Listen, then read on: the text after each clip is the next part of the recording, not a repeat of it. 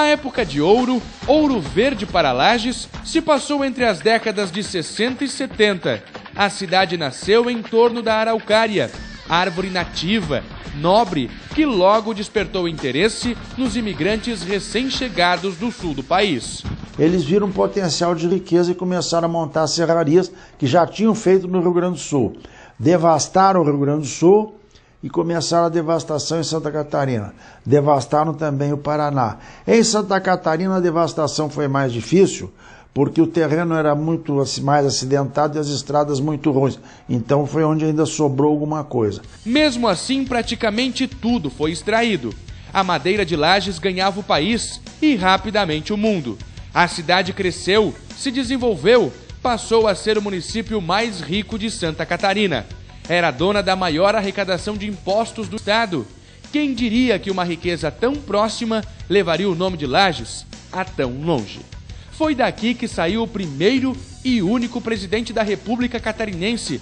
Nereu Ramos comandou o Brasil depois do golpe militar e passou o governo a Juscelino Kubitschek, que construiu a capital do Brasil com madeira lagiana. Um país que se tornou maior. Meu pensamento volta-se. A mesma população de quase 200 mil habitantes que se identificava com a música nativista esbanjava mão de obra nas florestas e nas 1000 serrarias que se instalaram na cidade. Mas os benefícios do ciclo da madeira não param por aí. Contribuiu bastante no comércio naquela época, né? Tanto o comércio local, para aquelas empresas que vinham de fora. Lages realmente era um polo muito importante de toda a região no questão do comércio, em função da madeira, né, do pinos da araucária.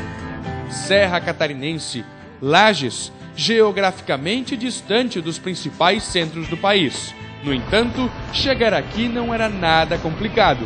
Aliás, simples demais. Algo raro naquela época.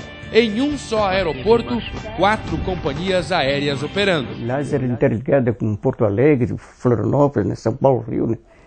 Porque era muito intercâmbio comercial de madeireiros de Lages com outros setores da economia nacional, né? Por terra, o acesso não deixava por menos. Obra importante concluída durante este ciclo, a pavimentação da BR-116, que corta o Brasil pelo interior, passando por 10 estados. Foi por aqui que a madeira foi embora e o desenvolvimento chegou à região de Lages.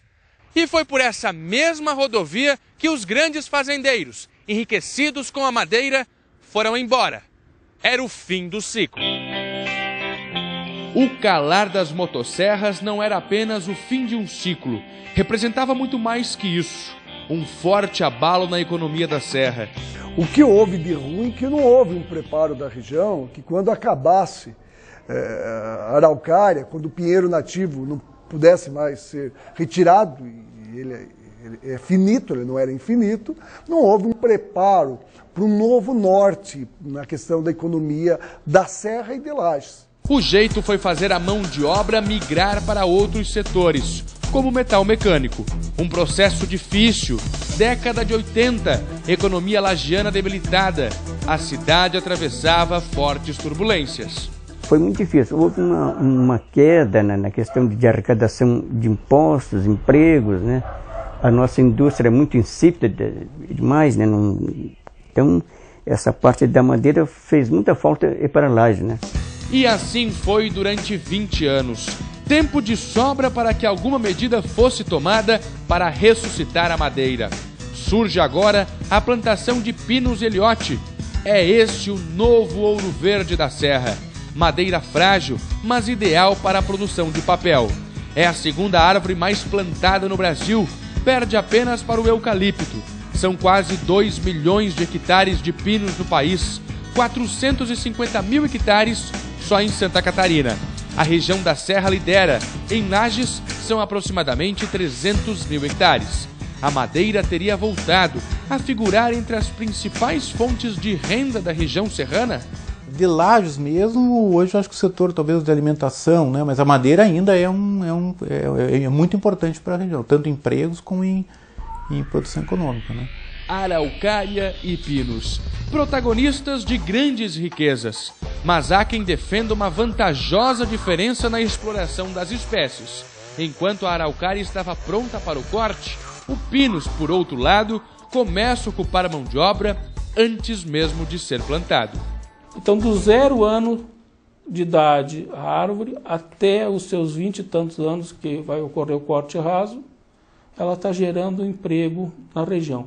Movimenta as empresas de autopeças, os postos de combustíveis, os supermercados, as ferramentas, peças, por aí fora. Movimenta toda a economia da região, na verdade. Mas nos últimos 10 anos, o mercado de pinos vem registrando queda em todo o Brasil.